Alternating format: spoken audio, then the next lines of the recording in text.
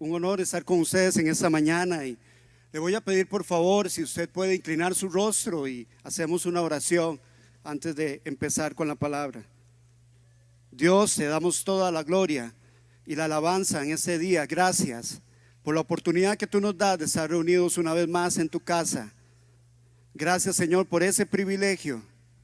Te pedimos que hoy hables a nuestros corazones, a nuestras vidas, Señor, y que puedas encontrar en nosotros tierra fértil en nuestro corazón, para que tu palabra produzca todo lo que tiene que producir y el propósito por el cual es enviada.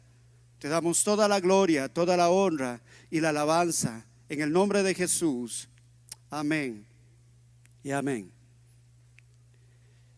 En los fines de semana anteriores hemos estado en una serie de enseñanzas acerca de las profecías en la Biblia.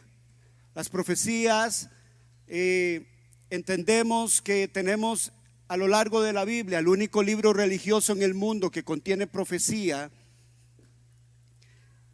histórica o profecía que ya se ha cumplido, y profecía escatológica, las cuales tienen que ver con las cosas que han de suceder pronto. Estuvimos hablando sobre lo que dijo Jesús al respecto de las señales de los últimos tiempos. Estuvimos también hablando sobre lo que dijo el profeta Daniel, y estuvimos hablando sobre lo que decía Pablo sobre el comportamiento de la sociedad en los últimos tiempos. Y hoy vamos a hablar un poco lo que dijo Juan. ¿Qué podemos mencionar acerca del apóstol Juan, el más joven de los apóstoles, parte del círculo íntimo de Jesús, pescador de profesión, hijo de Zebedeo y hermano de Jacobo, escritor de 5 libros del Nuevo Testamento, y el más famoso de ellos, el libro del Apocalipsis? Juan fue uno de los referentes, junto con Pedro, de la iglesia primitiva en Jerusalén. Y cuando él iba a escribir el libro de Apocalipsis, dice que él estaba en la isla de Patmos, una isla pequeña cerca del mar Egeo, y a esta isla se enviaban a los criminales a morir. Dicen los estudiosos que en el caso de Juan estaba en la isla de Patmos por haber cometido 2 crímenes. Número 1, no adorar al César como Dios. Y número 2, predicar que Jesucristo es el Señor. Yo no sé usted, pero admiro la valentía y la fe de estos hombres que en medio de las circunstancias más ácidas y duras nunca negociaron sus valores, sus principios, su fe, su creencia. Aún así ellos tuvieran que pagar con la muerte. Podríamos hacer una pregunta a nuestro interior. ¿Podríamos nosotros defender nuestra fe a este punto si nos viéramos desafiados a eso? Y esa era la condición de Juan. Y dice que estando en ese lugar, él recibe la visión del Apocalipsis. La palabra Apocalipsis en griego es la palabra apocalipsis, que significa la revelación, significa correr el velo, significa algo que va a ser descubierto. ¿Y qué es lo que va a ser descubierto en el Apocalipsis? El mismo libro nos lo dice. Apocalipsis 1, versículo 1, lo podemos leer en pantalla. La revelación de Jesucristo que Dios le dio para manifestar a sus siervos las cosas que deben suceder. ¿Cuándo? Pronto. Y la declaró enviándola por medio de su ángel a su siervo Juan. Sabemos que en el Apocalipsis se describen muchas cosas que van a suceder pronto, de las cuales podríamos pasar meses conversando acerca de ello. Pero vamos a ver algunas cosas importantes. Y dice la Biblia que este libro fue para declarar o mostrar a los siervos de Dios las cosas que deben suceder pronto. Ahora, si bien es cierto, Juan en ese momento estaba escribiendo cosas que iban a suceder en el futuro, también lo que él estaba escribiendo iba a ser repartido a 7 iglesias a través de cartas. Usted me imagino que lo ha estudiado, lo ha leído en algún momento, las 7 cartas a las iglesias.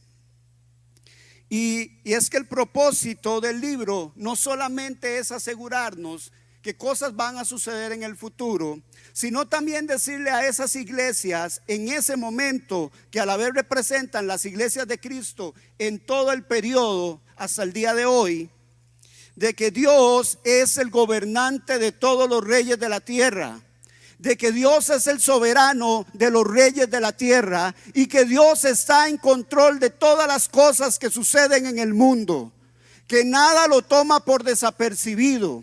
Y que si bien es cierto, en la primera venida Él vino como un niño que no tuvo donde recostar su cabeza, la Biblia dice en el Apocalipsis que Dios hoy, Jesús hoy, está sentado a la diestra del Padre como Rey de Reyes, Señor de Señores, y que en los últimos tiempos toda rodilla se doblará y toda lengua va a confesar que Dios es el Señor, que Jesús es el Señor. Y la Biblia dice en Salmos: pídeme por herencia las naciones. Y Jesús tiene las naciones en su mano. Y Él prometió no solamente que va a volver, sino que va a juzgar a todas las naciones. Cuando leemos el Apocalipsis podemos tener 2 reacciones o 3. Algunos que no les importa, otras personas que les da temor y otros que en su corazón se alegran porque la venida de Jesús está cerca. Entonces, el propósito de este libro es darnos esperanza. Y es el único libro de la Biblia que ofrece una bendición para aquellas personas que lo leen. Apocalipsis 1:3 dice: bienaventurado el que lee y el que oye las palabras de esta profecía y guardan las cosas en ella escritas, porque el tiempo está cerca. Así que vamos a echar en esta mañana fuera el temor y vamos a ver qué fue lo que el apóstol Juan dijo acerca de los últimos tiempos. Ustedes se acuerdan que en la primera enseñanza estuvimos hablando qué dijo Jesús, y se puso como pasaje base Mateo 24, donde Jesús habla con sus discípulos en el monte de los olivos, y los discípulos le dicen: Señor, ¿cuándo va a ser el fin? ¿Cuáles son las señales de que tú vas a volver? Y Jesús en Mateo 24 versículos 5 al 8 respondió lo siguiente: vendrán muchos usando mi nombre diciendo yo soy el Cristo, y van a engañar ¿a cuántos? ¿A pocos? Van a engañar a muchos. Ustedes van a oír de guerras y de rumores de guerras, pero procuren no alarmarse, es necesario que esto suceda, pero no será todavía el fin. Se levantará nación contra nación y reino contra reino. Habrá hambres y terremotos por todas partes. Todo esto será apenas el comienzo de los dolores. Recordemos que cuando se habla de los últimos tiempos, la metáfora, el ejemplo que se pone es como cuando una mujer está encinta. Conforme se acerca el fin, así se van a ir incrementando los dolores de parto de la mujer. Porque las personas podrían decir: pero siempre hemos oído de guerras, siempre hemos oído de rumores de guerras. Pero conforme se va acercando el fin, estas cosas se van a ir incrementando.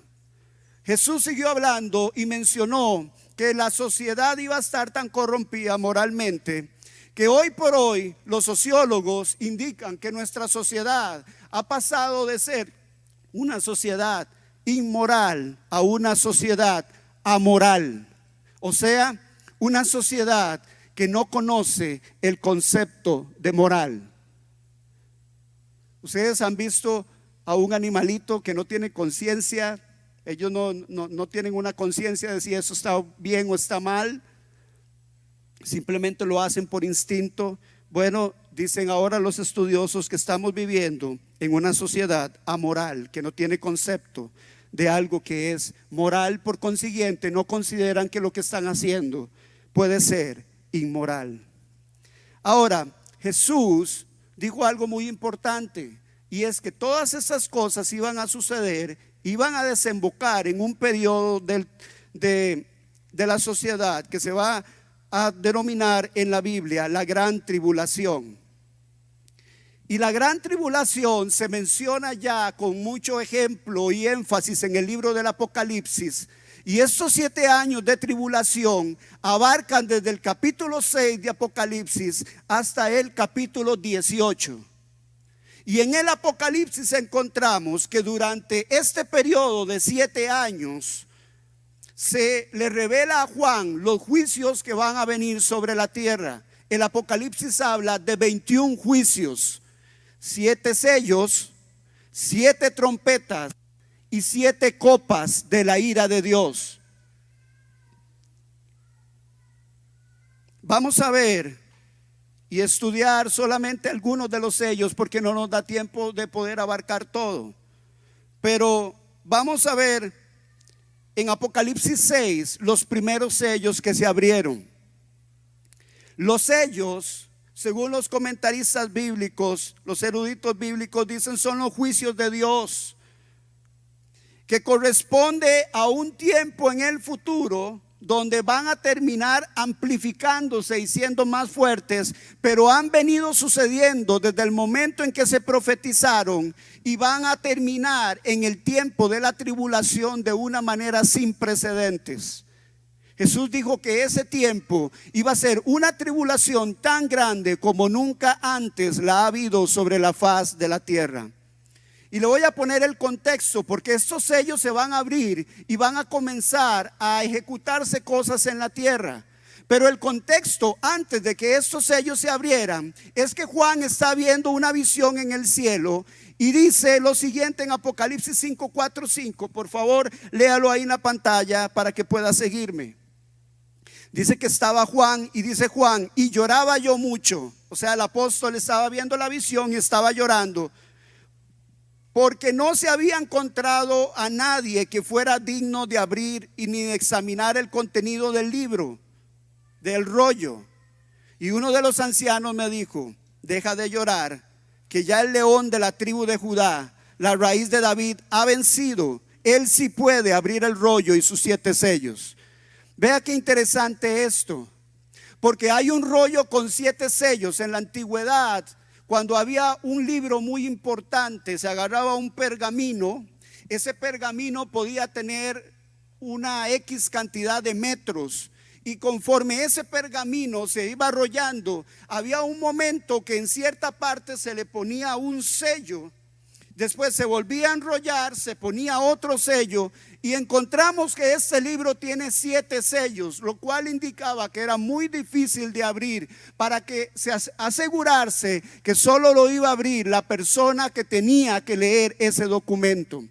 Y dice que en el cielo había una conmoción porque no se encontraba nadie que pudiera abrir ese libro. Porque ese libro tiene que ver con la promesa de Dios de que Él va a juzgar el pecado y que la maldad en este mundo no va a quedar impune, aunque muchas veces podemos pensar eso. Y dice que Juan estaba llorando porque dice, ahora entonces, ¿qué va a suceder? Pero en eso un anciano levantó la voz y le dijo a Juan, no llores, porque sí se encontró uno que es digno. Y se dice el león de la tribu de Judá. O sea, él estaba diciendo, Jesús, con su muerte y resurrección, se convirtió en el único digno de abrir ese libro. Y en Apocalipsis 6:2 vamos a ver qué sucede en ese primer sello. Por favor, léalo conmigo. Miré y apareció, ¿qué dice? Un caballo blanco. El jinete llevaba un arco. Se le dio una corona y salió como vencedor para seguir venciendo. Dice que ese primer sello desató que se viera un caballo blanco y una persona lo estaba montando, un jinete, que se le dio una corona. En el original griego, esa corona es una corona como la que utilizaban los ganadores de los Juegos Olímpicos en aquel entonces, que era hecha de ramitas. Se colocaba sobre la cabeza y dice que llevaba un arco. Es importante mencionar que no menciona que llevaba flechas, simplemente era un arco. Los estudiosos bíblicos coinciden que este primer sello nos da la apertura de la manifestación del anticristo. En En Apocalipsis capítulo 19 se presenta otro jinete en un caballo blanco, pero ese sí podemos describir que es Jesucristo en lo último de la gran tribulación, juzgando al mundo. Pero aquí es el anticristo, que dice la Biblia, y ahora lo vamos a ver, que en la gran tribulación se va a manifestar en esos 7 años, pero los primeros 3 años y medio él se va a manifestar de una forma que se va a ganar al mundo, porque va a poner una cara de pura vida, una cara de que pueden confiar en mí, de que soy confiable. Pero después vamos a ver que después de esos 3 años y medio se quita la careta y se transforma en uno de los dictadores mundiales más salvajes y más sanguinarios que jamás hayan pisado la tierra. Entonces Apocalipsis 6:4 nos habla del segundo sello. Inmediatamente después de que este hombre sale en un caballo blanco para conquistar, dice: en eso salió otro caballo. ¿De qué color era? Rojo. Y al jinete se le entregó una gran espada y se le permitió quitar, ¿qué dice? La paz. Si el primer jinete vestido de blanco significaba un jinete que anda un arco sin flechas imponiendo la paz, de inmediatamente después vemos la manifestación del segundo sello. Es un caballo bermejo, un caballo rojo, un caballo de guerra. Y dice: se le permitió quitar la paz y hacer que sus habitantes se mataran unos a otros. A lo largo de la historia humana hemos visto cómo hay veces nosotros, por ejemplo, decimos: qué triste y qué salvaje lo que pasó con la Alemania nazi, donde mataron 6 millones de personas. O hablamos de la barbarie, de cómo se enfrentaban, por ejemplo, los vikingos en sus guerras, los espartanos. O hablamos de cómo las formas de masacre que tenían los romanos. Pero déjeme contarle que el siglo XX, el siglo pasado, ha sido el siglo más violento y salvaje de la humanidad. Solo la Segunda Guerra Mundial acabó con la vida de entre 50 y 70 millones de personas, sin contar los muertos por dictaduras comunistas en el mundo, como la de Stalin en Rusia, que se calcula que murieron 35 millones de rusos, y la China de Mao Zedong, donde también se hablan de 20, 30 millones de personas. Entonces, cuando comparamos esto, nos damos cuenta que el siglo XX ha sido el siglo más salvaje y violento de la humanidad. Y somos los primeros en tener la capacidad, la primera generación de humanos, de tener la capacidad de autodestruirnos. No sé si por ahí tienen la infografía. Esa es una infografía del 2022 del sitio web Statista, donde presenta cuál es la cantidad de ojivas nucleares que tienen los países del mundo. Usted puede ver en esa infografía que solo entre Rusia y Estados Unidos contienen más de 11,000 ojivas nucleares con capacidades de destrucción masiva. Siempre he dicho que lo único que nos falta es que aparezca un loco que estripe el botón. Pero la capacidad de matarnos la tenemos en este momento. Y aunque no hay una guerra como tal entre muchos países, las amenazas de una guerra nuclear están a la puerta. Por ejemplo, en este conflicto bélico que tenemos actualmente entre Rusia y Ucrania, al haber presión contra el gobierno ruso de quitar los suministros de dinero, de embargarlos, la respuesta de Putin fue: si ustedes lo siguen haciendo y tengo que pensar en un enfrentamiento nuclear y hasta químico, lo vamos a hacer. Y vimos entonces cómo el mundo tuvo que retroceder y bajarle el tono a su amenaza.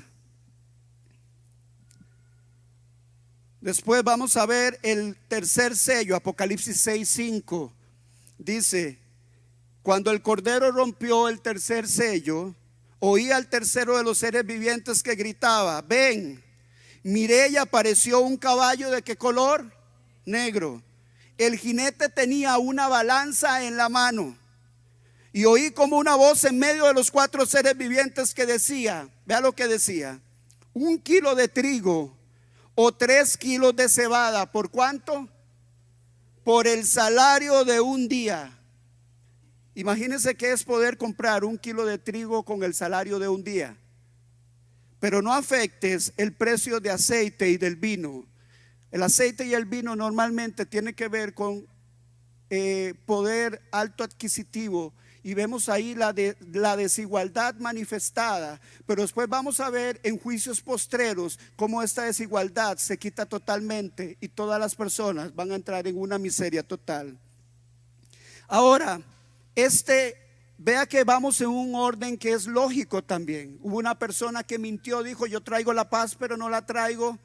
Va entonces a comenzar a traer guerra, y después de la guerra viene ese caballo negro que significa el hambre. Y eso representa escasez y representa un efecto inflacionario tal que entonces los recursos que nosotros vamos a consumir se elevan. Para poner un ejemplo reciente, el conflicto entre Rusia y Ucrania. Por ejemplo, Ucrania se le considera el granero de Europa. Ucrania tiene la capacidad de producir el 50% de aceite de girasol del mundo. Tiene la capacidad de producir el 45% del maíz mundial.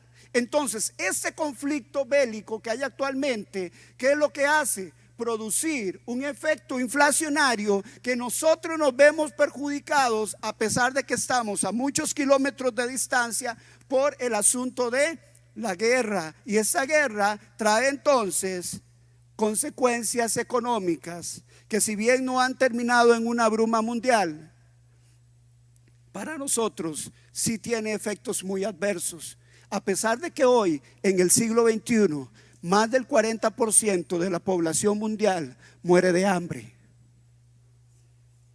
Apocalipsis 6:8, vamos a ver el otro sello. Miré y apareció, dice la Biblia, un caballo. ¿De qué color? Amarillento. Es un amarillento verduzco.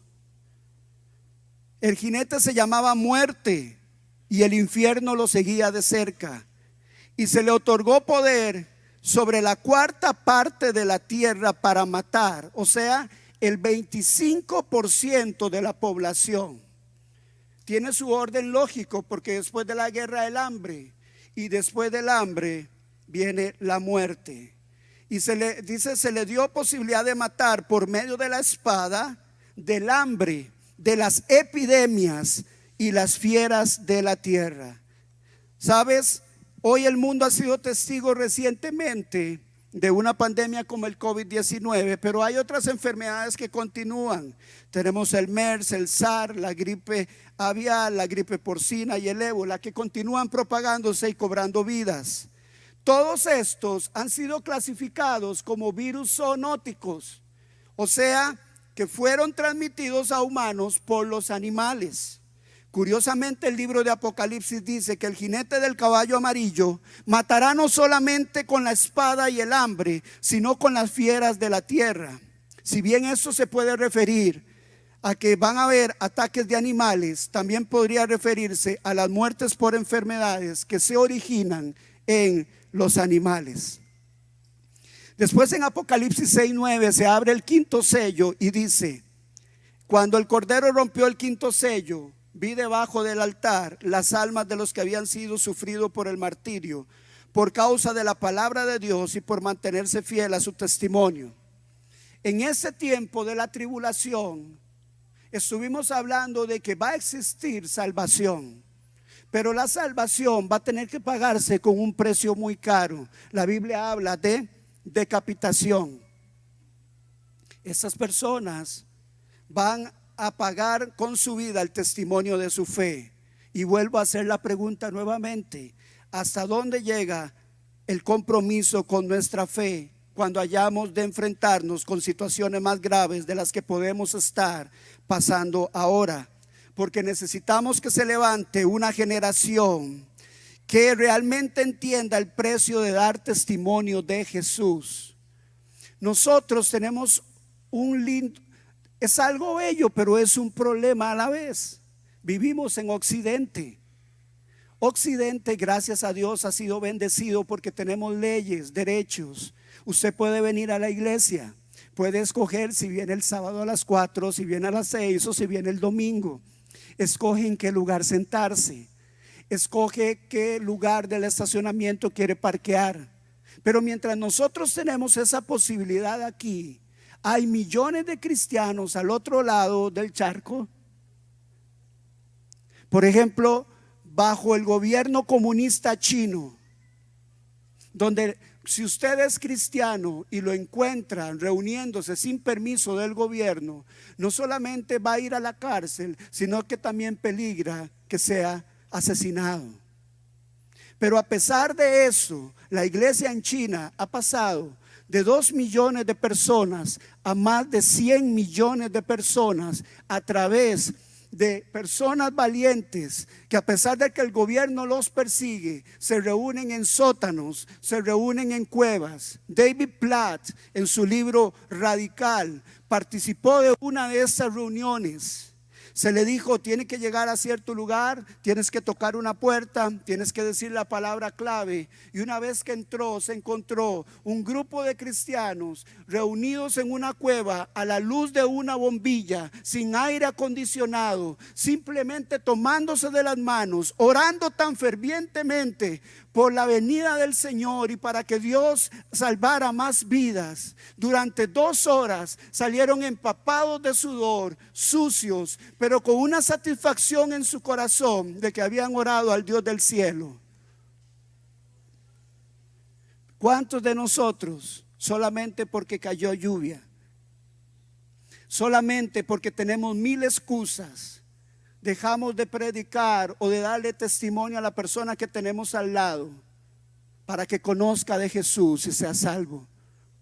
Si hoy, con estas comodidades, no tenemos la valentía de predicar, ¿qué será de nosotros cuando comiencen a perseguirnos por nuestra fe? ¿Será nuestra fe genuina o será que al pasar por el fuego se va a derretir y vamos a descubrir que no es oro? Por favor, interioricemos eso en nuestro corazón, porque eso es algo que hoy cada día vemos más a las puertas. Y dice que el 6º sello en Apocalipsis 6 nos habla, versículo 12, de que el último sello tiene que ver con que los astros, el sol se va a oscurecer, la luna se volvió roja como sangre, y las estrellas del cielo, dice, comenzaron a caer sobre la tierra como la higuera deja caer sus higos. Y el cielo se arrolló como un pergamino, se desvaneció. Y dice que la gente le decía a los montes: por favor, caigan sobre nosotros y escóndanos del rostro de aquel que está sentado sobre el trono. Ese sello tiene que ver con el final de la tribulación, donde Jesús va a aparecer, pero por fin va a poner por segunda vez sus pies, y todas las personas que están ahí lo van a ver, y van a ver que ese era el Hijo de Dios. Ahora vea qué interesante, por favor, si me pueden poner en pantalla el cuadro comparativo. Cuando Jesús estaba hablando con sus discípulos en Mateo 24 y le dice cuáles son las señales que iban a suceder, vemos un paralelismo exacto con la visión que recibió Juan. Usted lo puede ver ahí, que eran las cosas que van a suceder. Eso es con respecto al 6º sello. No sé si me pueden poner el cuadro ese, por favor. Jesús dijo: van a levantarse falsos cristos. En el tiempo de la tribulación vemos al anticristo manifestándose en el primer sello. Jesús dijo: habrán guerras y rumores de guerra. Vemos en el 2º sello la manifestación del caballo rojo o bermejo. Hambres y terremotos. Vemos después en el último tiempo manifestarse el caballo negro, que es el hambre, y vemos un paralelismo exacto. Y lo que más me provoca todavía emoción es que Jesús se lo contó a sus discípulos, y después vemos en la visión de Juan que el único que fue capaz de abrir ese libro fue el Cordero, que es el mismo Jesús abriendo los sellos en el Apocalipsis. Dice la Biblia: la suma de tu palabra es la verdad. Y si hay algo que hace a la Biblia el único libro más especial, es que todas las cosas tienen un sentido, todas las cosas tienen un propósito, y no hay ningún tipo de contrariedad en sus palabras. ¿Están conmigo en esta mañana? Ahora, también voy a mencionar que Jesús dijo que cuando se iba a manifestar este tiempo de tribulación iba a pasar algo importante, y es que se iba a manifestar la abominación desoladora o el horrible sacrilegio. Esto es la manifestación del anticristo. Pero dice que cuando dijo Jesús, cuando ustedes vean al anticristo sentarse en el templo, a partir de ahí va a comenzar la parte más ácida de la gran tribulación. Porque recordemos que durante los primeros 3 años y medio el anticristo se va a manifestar como un hombre de paz, pero en los segundos 3 años y medio se va a manifestar tal cual es. Y nos tenemos que recordar la segunda enseñanza que vimos de esta serie, que es la profecía de las 70 semanas. Que era la profecía de las 70 semanas, una profecía que se le dio a Daniel, que tiene que ver no con la iglesia, sino con el pueblo de Israel. Iba a ser un periodo de 70 semanas de 7 años. 70 por 7 son 490 años. Entonces, lo que la profecía de las 70 semanas es que va a haber un periodo de 490 años antes de que llegara este momento de la gran tribulación. De esos 490 años se han cumplido históricamente al pie de la letra 483 años. ¿Cuántos años faltan para que se cumpla la profecía de forma completa? Faltan 7 años. Esos 7 años son la gran tribulación. Entonces, cuando Jesús dice, cuando ustedes vean al horrible sacrilegio sentado en el templo, ahí es donde va a comenzar lo peor de este periodo.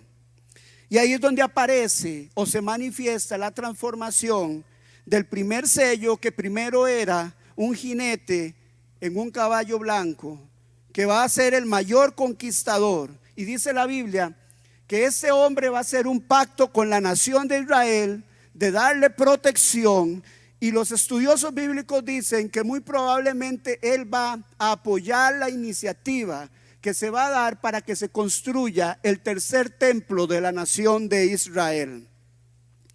Este hombre, el anticristo, la Biblia dice que va a ser diferente de todos los hombres, porque va a ser capaz de obrar milagros portentosos. Dice el Apocalipsis que la gente dirá: ¿quién como la bestia? Y los moradores de la tierra le adorarán frenéticamente. Va a ser un personaje de elevadísima inteligencia. El anticristo va a poseer un coeficiente intelectual como nunca antes. De hecho, los estudiosos dicen que el que su número sea 666 sugiere que su capacidad será la más cercana a la perfección que jamás se haya visto en la esfera de lo humano. Será un político extremadamente hábil, que en tiempos de gran inseguridad va a lograr no solamente que la gente lo siga, sino que se una para lograr los propósitos y planes que él tiene trazados. Va a ser un gran estratega militar con una habilidad política impresionante. Hay un libro que estuve leyendo que dice lo siguiente: este personaje, escuche bien, reunirá algo así como el genio y la gloria de Nabucodonosor, de Ciro el Grande, de Alejandro el Grande, de Julio César, de Carlomagno, de Napoleón Bonaparte y otros semejantes. Y tendrá la elocuencia de Demóstenes, la demagogia de Mussolini o Hitler y la crueldad de un Nerón o un Stalin. Y aún así, su manifestación salvaje y demoníaca los hará parecer así de pequeñitos a esos personajes que he mencionado. Entonces dice la Biblia que el pueblo judío le va a creer. Él se va a sentar en el trono, pero cuando él se haga pasar por Dios, Israel va a tomar la decisión de no apoyarlo. y ahí es donde va a entrar una de las guerras más grandes que jamás se haya dado sobre la faz de la tierra. Ahora no sé si por ahí tienen la filmina 5 y 6. Esta es actualmente la explanada del templo. Ahí es donde estaba el templo en el tiempo de Jesús. Lo único que quedó del templo, del templo cuando el tiempo de Jesús, de los discípulos, si me ponen la otra foto, por favor, es esta parte de acá más abajo, que se llama el muro de los lamentos. Para que los judíos puedan construir su templo con las dimensiones que tienen que ser, les estorba aquel edificio que está allá, que se llama el Domo de la Roca, o el edificio de la Cúpula Dorada. Este edificio es el tercer lugar en importancia de adoración para el pueblo musulmán. Por lo tanto, eso más, escuche esto, eso más que un conflicto no solamente político, y eso es lo que no entienden los políticos, es que es un conflicto religioso y un conflicto familiar, porque los árabes descienden de Ismael, que fue hijo de Abraham, y los judíos descienden de Isaac, que es hijo de Abraham. Entonces, en ese lugar, la cúpula, se dice que ahí también estaba la piedra donde Abraham casi sacrifica a su hijo Isaac. Si Israel tomara la decisión de construir el templo, tendría que destruir este lugar y literalmente se desencadenaría una yihad islámica, una guerra. Y por eso es que la Biblia profetizaba que en los últimos tiempos Jerusalén, la que es actualmente, aunque no es reconocida a nivel mundial, Israel tiene como capital a Jerusalén, pero las naciones de la tierra reconocen es a Tel Aviv. Pero el judío y que conoce la palabra de Dios dice: Jerusalén es la capital eterna e indivisible del Estado de Israel para siempre. Ahora, hay una organización que se llama el Instituto del Templo, porque nosotros decimos, el primer templo Salomón fue destruido. El segundo templo fue destruido en el año 70 después de Cristo por el general Tito. Lo único que quedó fue el muro de los lamentos. Pero este tercer templo, los judíos lo vienen preparando. ¿Cómo? Ahí en el Instituto del Templo, a través del análisis de ADN, han logrado identificar cuáles personas descienden de la tribu de Leví para comenzar a prepararlos para el oficio dentro del templo. En los sacrificios del templo se ocupa una vaca roja bermeja, y a través de la manipulación genética y la clonación tienen a una persona en los Estados Unidos que ya está criando este tipo de ganado.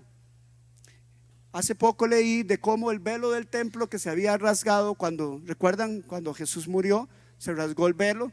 Tenemos a unas señoras que no sé cuántos años pasaron tejiendo ese velo ya a mano y lo tienen listo. O sea, ellos se han ido preparando, especialmente los judíos ortodoxos o ultra ortodoxos, porque ellos esperan que el Mesías venga por primera vez. Y por eso quieren el templo. Ahora, otro punto interesante ya para ir terminando es, ¿están conmigo sin esta mañana? Es que para que el anticristo se pueda sentar en el templo, tenía que existir la nación de Israel. Usted ahora ve un mapa y busca a Israel y usted lo puede señalar, pero eso puede suceder solo a partir del 14 de mayo de 1948, cuando Israel nuevamente, después de 2000 años, estuvo en una diáspora. Estuvieron lejos de su patria. Pero la Biblia profetizaba en Ezequiel 34, 11, 13. Solo voy a mencionar ese pasaje, pero hay muchos más. No sé si me lo pueden poner ahí en pantalla y lo lee conmigo, por favor. La palabra de Dios profetizaba: así dice el Señor omnipotente. Ezequiel 34, 11, 13. Yo mismo me encargaré de buscar y de cuidar a mi rebaño. como un pastor que cuida de sus ovejas cuando están dispersas. Así me ocuparé de mis ovejas y las rescataré de todos los lugares donde en un día oscuro y de nubarrones se hayan dispersado. Yo los sacaré de entre las naciones, las reuniré de los países y las llevaré a su tierra. Los apacentaré en los montes de Israel, en los vados y en todos los poblados del país. Eso sucedió ante los ojos atónitos del mundo después de más de 2000 años de Israel no tener tierra.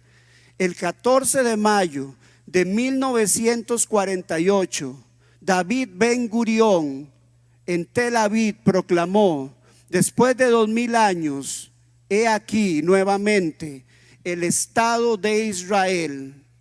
Los que creyeron que nunca iban a ser una nación en un día, ese día fueron testigos de cómo todas las profecías bíblicas de Ezequiel, cuando el Espíritu Santo decía a los huesos secos: reúnanse del norte, del sur, del este y del oeste. Y desde 1948 a nuestros días, judíos de Rusia, de España, de Estados Unidos, de las naciones de la tierra han vuelto a la que es su tierra original.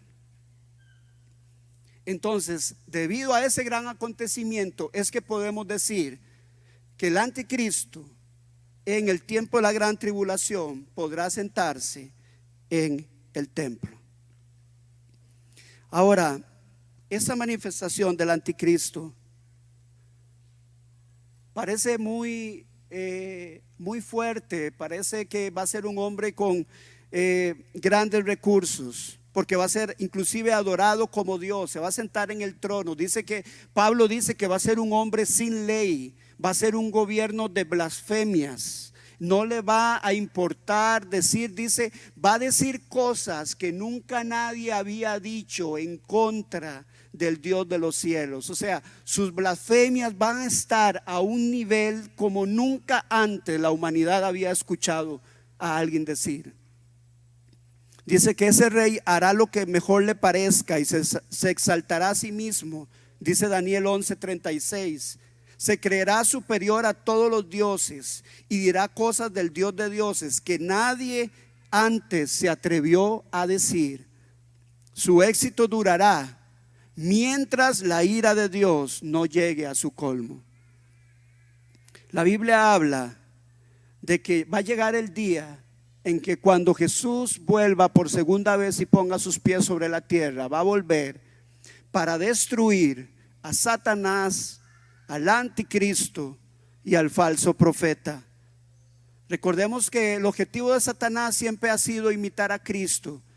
Y en la última semana de la tribulación veremos a estas tres personas en acción: Satanás, el anticristo y el falso profeta, haciendo una burda falsificación de la Trinidad, del Padre, del Hijo y del Espíritu Santo.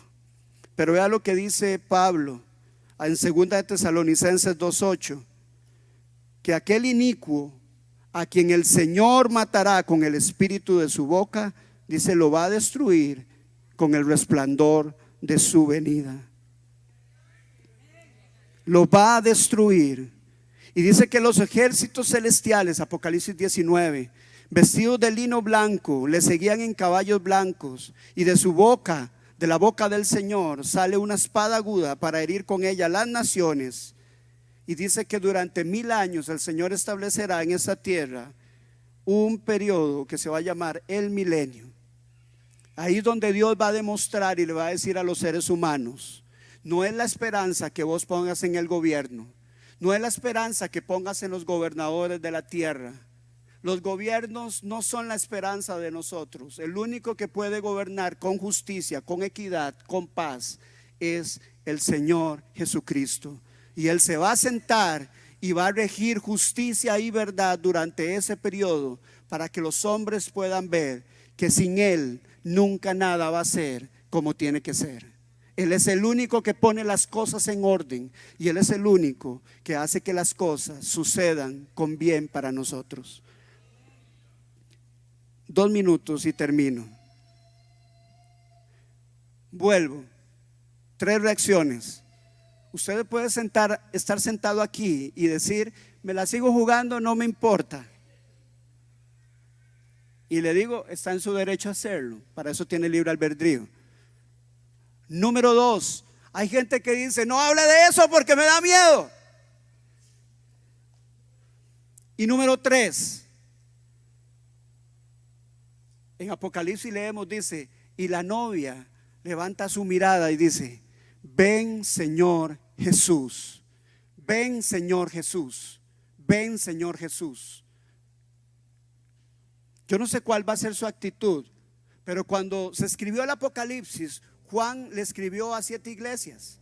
¿Se acuerda usted? Éfeso, Pérgamo, Tiatira, Esmirna, Filadelfia, Laodicea. Esas iglesias representan el periodo de la iglesia. Pero yo creo también que puede representar el estado espiritual de cada uno que está sentado aquí, porque usted y yo somos templo de Cristo. Entonces yo quiero tomar en esta mañana una iglesia. La iglesia de Éfeso dice que se le achacó que había perdido su primer amor. Si hay una novia que desea que venga su marido, es porque está enamorada. Si usted está hoy aquí y dice: no, Señor, todavía no vengas, tal vez tendrías que revisar si es que has perdido tu primer amor. Y en Apocalipsis 4:5 el Señor le dijo, le dio la solución a la iglesia de Éfeso para que pueda recuperar su primer amor. Y le dijo lo siguiente, si me lo ponen ahí en pantalla, Apocalipsis 4:5, léalo conmigo. Vea lo que le dijo: recuerda de dónde has caído. Punto número 1, recordar. Arrepiéntete. ¿Qué es lo segundo que tenemos que hacer? Arrepentirnos. Y vuelve a practicar las obras que hacías al principio. Entonces, ¿qué es lo que tenemos que hacer? Punto número 1, recuerda. Casi siempre apartarse de Cristo es el resultado de olvidar lo que una vez sabíamos. ¿Sabe lo que muchas veces necesitamos? No es una nueva revelación, sino recordar cómo éramos al principio cuando trabajábamos para Dios con amor, donde no te importaba si estaba lloviendo, donde no te daba vergüenza, lo hacías porque entendías el amor. Entonces tenemos que recordar cómo era nuestra relación con el Salvador. Segundo, arrepintámonos. Arrepentimiento es cambiar la mente, es cambiar el rumbo, es cambiar la dirección. En los caminos de Dios verás a la gente caminar hacia acá, pero Dios te pide caminar contra corriente. El camino es estrecho, es difícil. Vas a querer devolverte, vas a querer caminar más anchamente, pero ese es el camino del cristiano. Entonces recuerda, arrepiéntete. Y lo tercero es: haz las primeras obras. Haz las primeras obras. Por favor, note esto. No dice: trata de sentir lo que antes sentías. ¿Sabes por qué no lo dice? Porque los sentimientos siguen a las acciones. Lo que tienes que hacer es obrar de manera correcta, con la actitud correcta, para que entonces tus sentimientos sean los correctos. Entonces yo no sé si alguien está escuchando todo esto que hemos hablado durante este mes, pero la noticia es: Cristo viene pronto, las profecías se están cumpliendo, el Rey de Reyes está sentado en el trono y va a volver por los suyos. Y toda lágrima que salieron de tus ojos, Dios la va a quitar. Y va a poner fin al pecado, y a todos los malvados les va a dar su justo juicio. Pero esas cosas no han sucedido rápido, dice la Biblia, porque Dios desea, con ese amor tan grande que tiene, y esa gracia y esa misericordia, que todos procedan al arrepentimiento. Póngase sobre sus pies.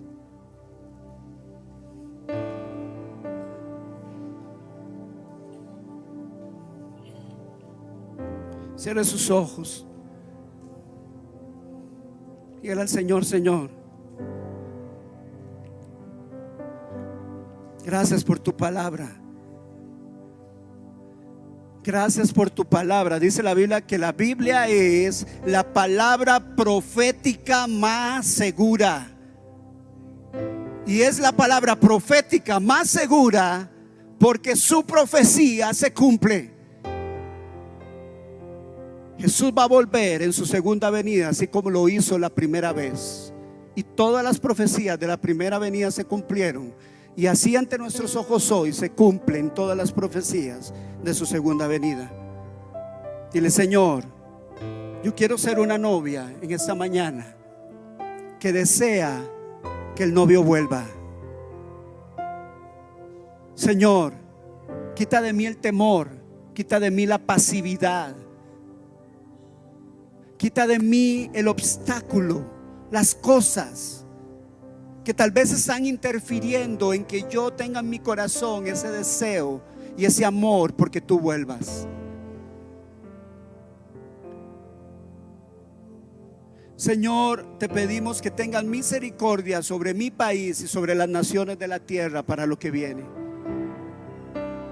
El ser humano está dándole la espalda a Dios y está botando la verdad por las ventanas y desafía a Dios y se levanta en su orgullo, en su altivez. Pero dice la Biblia que después de la altivez y el orgullo viene la caída. Decimos al Señor: Señor,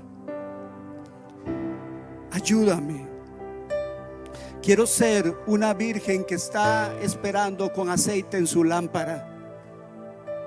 Quiero ser alguien que es una luz que está puesta en un monte y está alumbrando para todos aquellos que necesitan ver el camino. Dile: Señor, quita mis excusas, porque no van a haber excusas, no van a haber argumentos, no va a haber ningún tipo de cosa que podamos decir. Necesitamos que el Señor trabaje en nuestro corazón y podamos decir: aquí estoy, Señor. He cumplido, como dijo Pablo, he ganado la buena batalla. Esto no se trata de quién llega primero, se trata de aquellos que perseveran hasta el fin. Dile: Señor, yo quiero perseverar hasta el fin. Yo quiero perseverar hasta el fin. Y si en algún momento de la carrera te has caído, en el nombre de Jesús, levántate, sacude el polvo de tus pies, mira a tu Señor y comienza a caminar. Pon tus ojos en Él y el camino va a ser más llevadero, porque Él ha prometido llevar tus cargas, tus dolores y tus circunstancias difíciles.